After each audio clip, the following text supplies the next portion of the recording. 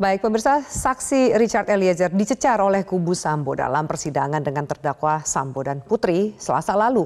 Kubu Sambo hendak menjatuhkan Eliezer seputar inkonsistensi BAP yang dibuatnya, namun tidak menyentuh substansi perkara pembunuhan berencana Brigadir Yosua. Kita akan membahasnya bersama analis gesture dan juga microexpression Monika Kumalasari, serta pakar hukum pidana Asep Iwan Iriawan. Mbak Monika, Kang Asep, selamat sore. Hai, halo, selamat sore, Ya. Mbak Afi. Selamat sore, Mbak Baik. Monik. Selamat sore, Mbak. Selamat sore. Ada Mbak. Baik. Sore. Kang Asep dan Mbak Monika, kita akan bahas terlebih dahulu kepada Mbak Monika. Kita akan putarkan kembali dan saya minta analisa dari Mbak Monika. Karena pertama adalah saat Eliezer dicecar oleh kuasa hukum Verdi Sambo. Ada banyak ekspresi dan juga gesture yang bisa Anda analisa lebih jauh karena kita juga lihat sepertinya pertarungan statement itu memanas di ruang sidang. Kami akan mengajak Anda pemirsa untuk menyimak cuplikan sidang yang berikut ini. Dari ketiga keterangan atau keterangan saudara dalam BAP ini, ya, ini tidak konsisten semua. Saya mau tanya, yang mana yang benar? Jadi begini Bapak, dapat saya jelaskan. Biar Bapak tidak menanyakan lagi tentang BAP-BAP ini. Ya harus saya tanyakan. Iya, makanya saya Harus saya tanya. Saudara Makanya penasihat saya hukum beri jelaskan kesempatan bahwa- Baik, ya saksi mulia. untuk menjawab. Ya saya mau jelaskan bahwa ini harus saya tanyakan Iya. karena tidak Baik. konsisten yang mulia. Silakan. Baik, begini Bapak. Bapak bayangkan dari tanggal 8 Juli sampai di bulan Agustus itu saya didoktrin terus-menerus oleh klien Bapak tentang skenario. Siapa yang doktrin? Di mana yang doktrin? Bapak Di lah. mana saudara didoktrin? Di lantai 3. Di Saudara mana? penasihat hukum tidak perlu sampai membentak. Saya mencoba mengingat-ingat kembali kejadian demi kejadian. Bapak kira segampang itu mengingat kembali Ini kejadian tidak itu? konsisten. Sudah setelah saudara tidak ada. Izin Bapak, penasihat hukum ini menanya sama saksi, sudah Saya menekan tanyakan ini tidak konsisten. Makanya tanya kita mau aja, jangan tanyakan. menekan. Sudah, kayak gitu sudah, dong. sudah cukup. Penasihat hukum Nanya silakan yang bertanya sengaja langsung. Saya tanyakan yang mulia. Saya tanya, saya tetap bertanya karena Begini, saksi. silakan bertanya lewat majelis. Biar kami bertanya. Baik ya. Tidak perlu saudara Saya tanya bertanya pada terdakwa. melalui yang mulia majelis hakim nih. Baik, Mbak Monika, saya minta analisa terhadap Eliezer dan juga kuasa hukum dari Verdi Sambo, Arman Hanis, dalam perang statement yang baru saja kita simak bersama. Ya, jadi dalam menganalisa kita awalnya untuk screeningnya adalah saya pakai teknik yang disebut dengan CBCA, kriteria based content analysis. Artinya dari konten ini akan dianalisa apakah masuk akal, apakah dia juga bercerita sesuatu ini secara spontan, dia bisa menceritakan detail dan sebagainya. Dari kelima syarat utama ini, ya, ini saya mendapati semuanya checklist oke, jadi akhirnya cukup kredibel. Nah, kalau cukup kredibel, kita sekarang lihat kepada gestur yang diproduksi pada saat Eliezer menceritakan kembali atau berespon terhadap pertanyaan dari kuasa hukum Verdi Sambo dan PC, ya. Nah, ketika mereproduksi ceritanya dan sebagainya, ya, cerita yang diulang lagi, ini memang menggunakan gestur yang apa adanya. Jadi ketika bercerita mengenai sesuatu yang pernah dia alami, maka refleks gerakan tangan dan lain-lain. Bahkan ketika Pak Sambo itu mendoktrin gitu ya, dengan ada gestur button seperti ini, ya, ini adalah instruksi. Nah, ketika seseorang itu merasa bahwa diinstruksikan sesuatu, maka mind body instrument connection, maka tubuh juga akan melakukan gitu ya, seperti pesan dari secara verbal yang pada saat itu terjadi gitu ya. Jadi kalau kita lihat secara dari substansinya, ya, memang Eliezer dengan apalagi dengan keberanian, ya, juga mengungkapkan itu. Jadi kalau kita lihat bahwa emosinya memang tidak ada yang bocor. Dan ketika ketika Eliezer juga menjawab bahwa saya memang kalau yang tidak substansi itu nggak bisa mengingat gitu ya, karena memang ada memori-memori seseorang yang memang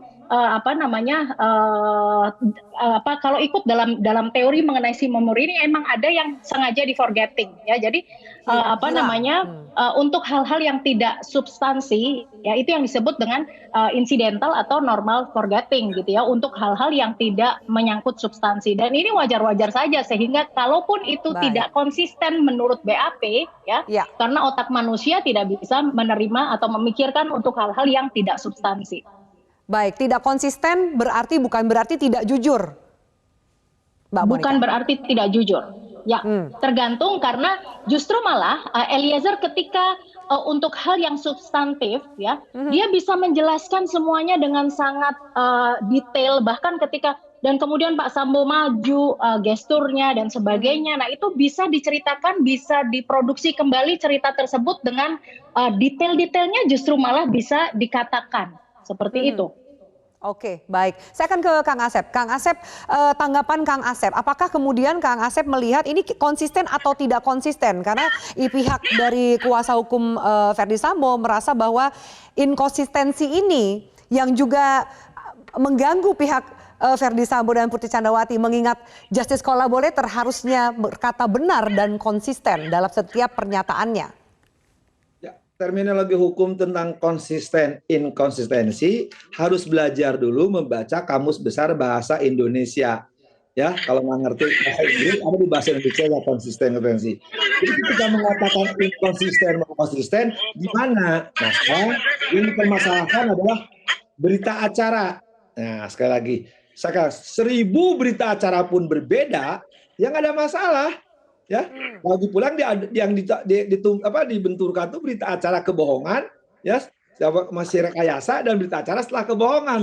Ya, sekali lagi, jangankan berita acara kebohongan dengan kebohongan diadukan berbeda, tapi ya berita acara yang dipakai di polisi di persidangan berbeda juga boleh. Itu diatur 163. Satu itu. Kedua, baik, mohon maaf itu ada suara lain, silakan dilanjutkan Kang Asep. Ya, agak keganggu suara. Ya, 143 itu mengatur di KUHP. Jaksa itu menyerahkan berita acara, ya, bukan berita acara dengan pengeras suara setiap saat. Ya, baik. Mbak Monica ya. Jadi dasarnya pengadilan itu adalah surat dakwaan. Jadi yang diajukan itu adalah surat dakwaan. Hakim pun mutus berdasarkan surat dakwaan. BAP itu dasar untuk membuat surat dakwaan. Maka 163 itu boleh berubah sepanjang ada alasan. Jadi kalau hari gini ada orang di persidangan mempertanyakan, mencocokkan berita acara, kemudian Eliezer anak SMA bisa menjawab dengan tepat dan jelas, tegas, malah sangat, dia bukan anak SMA, tapi anak S3, ya. Sekali lagi, kalau orang bertanya sambil marah, itu kan bertanya, itu amarah, angkara murka, kekesalan, ya. Itu kalau di persidangan itu ini lagi angkara murka, makanya hakim mengambil alih, ya. Jadi saya jujur suka malu sama Eliezer itu, anak SMA kok jawabannya cerdas, sementara ya pertanyaan-pertanyaannya mengulang berita acara. Padahal di sidang itu yang dipakai bukan berita acara, tapi fakta persidangan untuk menjadi fakta hukum. Nah, ketika tadi ya menjadi fakta hukum itu parameternya ya alat bukti. Nah, ketika alat bukti tadi ya adanya di persidangan, bukan di BAP. BAP mah hanya dasar sekali lagi untuk membuat surat dakwaan. Surat dakwaan dipertanggungjawabkan di persidangan. Jadi kalau di persidangan sekarang ada orang bertanya berbelit-belit dengan BAP mengaduk satukan BAP dan sebagainya, ya itulah inkonsistensi, bukan konsisten ke tidak bisa membaca pasal di KUHP. Baik. Kami akan kembali juga mengulang selain juga yang kita akan coba baca dan kita akan analisa, selain juga perang dari statement antara Eliezer dengan kuasa hukum Verdi Sambo, bagaimana dengan Eliezer dengan Verdi Sambo sendiri? Ini menarik untuk kita ulas. Kami akan putarkan supaya pemirsa juga bisa memahami apa yang akan dianalisa lebih jauh oleh Mbak Monica. Itulah ya, kemudian saya dijemput oleh Bintang 2, dibawa ke Mabes Polri, dan kemudian saya dipatsus. Saya tidak pernah tahu keterangan tanggal 6, tanggal 8. Tanggal 8 lah setelah istri saya diancam akan ditersangkakan. Saya sampaikan semuanya. Tapi apa nyatanya ternyata juga ditersangkakan dan diterdakwakan. Ini perlu saya sampaikan. Kemudian yang terakhir yang mulia, kalaulah saksi menyampaikan bahwa saya minta menghajar kemudian saksi melakukan atau menerjemahkan itu perintah penembakan dari saya akan bertanggung jawab. Kita berdua yang bertanggung jawab. Kuat, Riki, istri saya jangan kau libatkan. Saya akan bertanggung jawab terhadap lakukan. Tapi tidak, saya akan bertanggung jawab terhadap apa yang tidak saya lakukan. Yang mulia, saya di bawah Bintang 2. Baik. Yang menarik adalah ketika Sambo mengatakan saya akan bertanggung jawab, kita berdua yang tanggung jawab. Kemudian ada ekspresi ketika Eliezer menarik badannya. Kita dengarkan analisa dari Mbak Monika, silakan. Mbak Monika, audionya boleh dinyalakan, mohon maaf.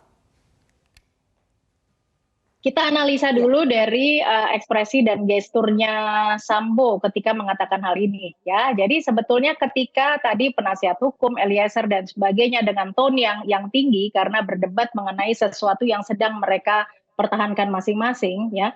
Kemudian ada tidak di dalam frekuensi yang sama, nah bahasanya begitu, ya. Kemudian Sambo masih menggunakan suara dengan pelan, softer and lower dan juga bergetar, ya. Nah, ini juga seperti seseorang yang dalam kondisi yang sedih atau ya karena beliau seorang lelaki mungkin jadi tidak terlalu terlihat suatu tangisan. Nah, ekspresi tangisan ya itu adalah atau menangis atau kesedihan itu adalah suatu bahasa nonverbal untuk meminta simpati atau empati dari lawan bicaranya, begitu ya. Jadi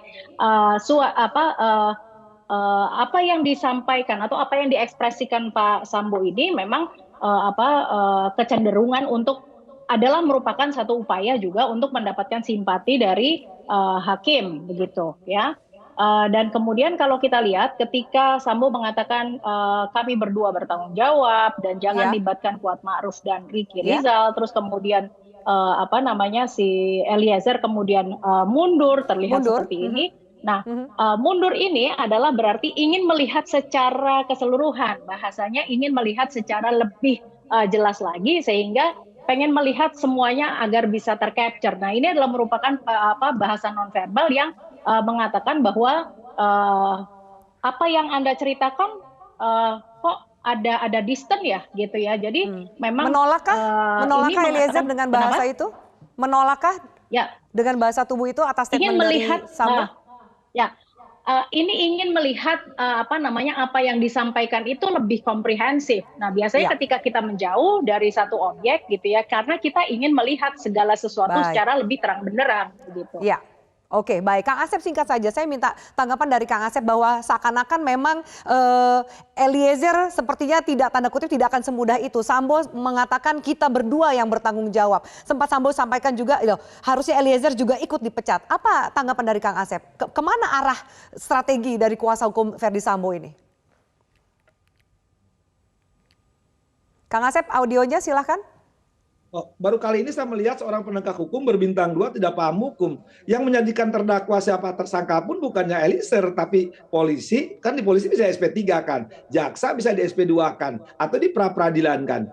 Kedua yang lebih penting, kan dia merintah menghajar ya. Berarti bilang perbuatan melawan hukum. Dia yang merintah kok mengajak yang diperintah gitu kan. Itu sangat bertentangan sekali. Soal pertanggungjawaban itu orang bisa ada penghapus, ada peringan. Jangan mengajak-ngajak orang disuruh kemudian orang disuruh itu harus bertanggung jawab. Ini tidak masuk akal kan, sekali lagi itu kaidah hukumnya ya, itu yang penting. Yang lebih penting lagi kan istrinya itu PC itu jadikan terdakwa terakhir ya, mereka sudah masuk tahanan baru saat desakan-desakan masa begitu ramai tidak ditahan, ini kan cukup lama.